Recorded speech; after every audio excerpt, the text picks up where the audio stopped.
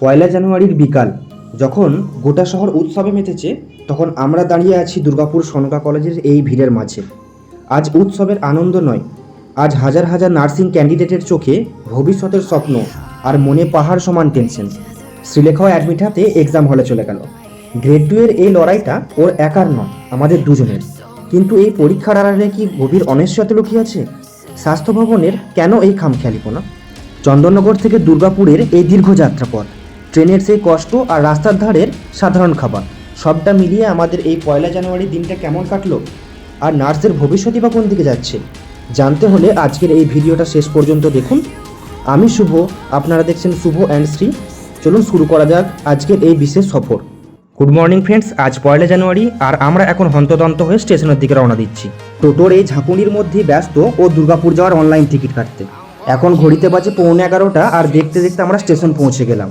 দ্রুত পায়ে সিঁড়ি ভেঙে প্ল্যাটফর্মের দিকে দৌড়াতে হচ্ছে, কারণ চন্দননগর থেকে বর্ধমান হয়ে আমাদের গন্তব্য আজ দুর্গাপুর। কিন্তু বছরের প্রথম দিনে কেন এই পরীক্ষার বোঝা? স্বাস্থ্য ভবনের এই খামখেয়ালিপনার মাসুল দিতে হচ্ছে আমাদের মতো শত শত পরীক্ষার্থীকে। কেন বলছি এই কথা? আজকের ব্লগে সবটা খুলে বলবো।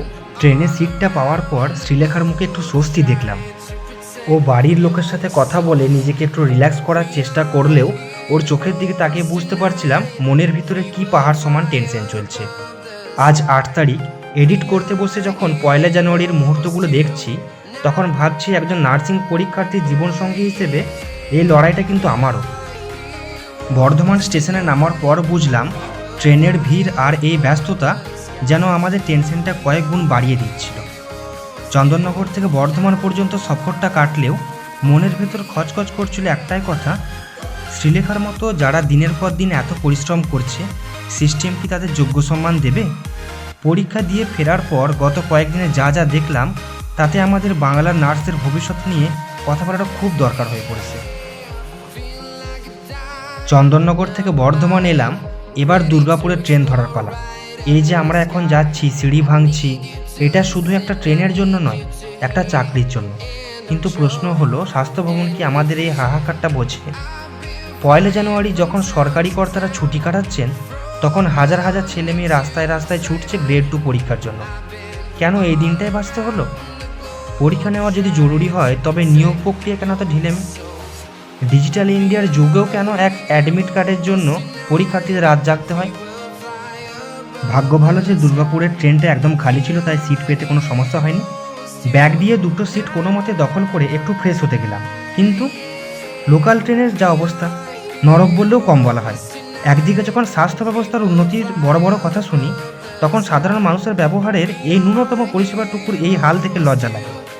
নোংরা দুর্গন্ধের মধ্যে এক মুহূর্ত দাঁড়ানো দেয়।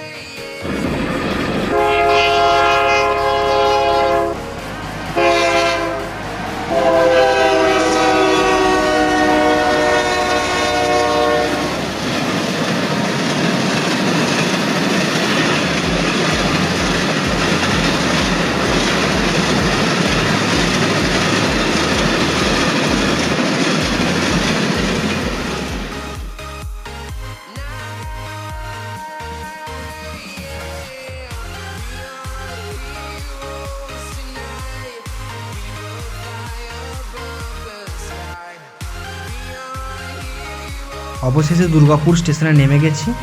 এখন আমাদের প্ল্যাটফর্মের বাইরে যেতে হবে।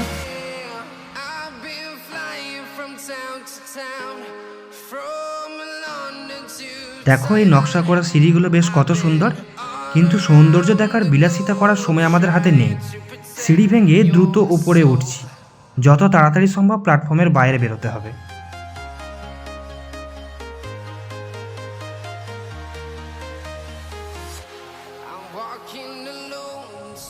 দুর্গাপুর স্টেশনে পা রেখে আমাদের প্রথম মিশন একটা ব্যবহারযোগ্য ওয়াশরুম খুঁজে বের করা। আর এই রোদের মধ্যে খানিকটা হন্য হয়ে হাঁটার পর অবশেষে দেখা মিলল সেই কাঙ্ক্ষিত জায়গা। যাক, ফ্রেশ হয়ে যখন বেরোলাম, মনে হলো অর্ধেক যুদ্ধ জয় করে ফেলেছি। কিন্তু শরীরটাকে তো একটু রিচার্জ করতে হবে, তাই আর দেরি না করে সোজা ঢুকে পড়লাম দোকানের সামনে। দুর্গাপুরে আসবো আর এখানকার বিখ্যাত ছানার জিলাপি খাবো না তাই কি হয়? তাই দুজন মিলে ছানার জিলাপি খেয়ে বাসে উঠে পড়লাম।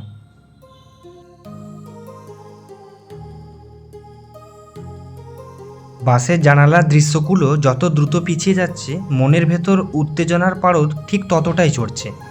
জিলাপি খাওয়ার সেই মিষ্টি আমেজ কাটিয়ে আমরা এখন একদম যুদ্ধের ময়দানে। বাস থেকে নামতেই আমাদের সামনে এক অন্য পৃথিবী।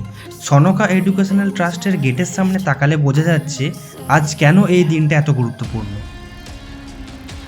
তারপর ভিড় ঠেলে যখন শ্রীলেখাকে গেটের ভেতর এগিয়ে দিলাম, তখন মনে হলো এই লড়াইটা ওর একার নয়, এবার শুধু অপেক্ষা আর প্রার্থনা। ওর 1 ঘন্টার এই পরিশ্রম যেন সার্থক হয়, আর সিস্টেম যেন এদের এই ত্যাগের মূল্য দেয়। এটা হলো সনকা কলেজটার কিছু দৃশ্য, রাস্তা থেকে তোলা হয়েছে এটা।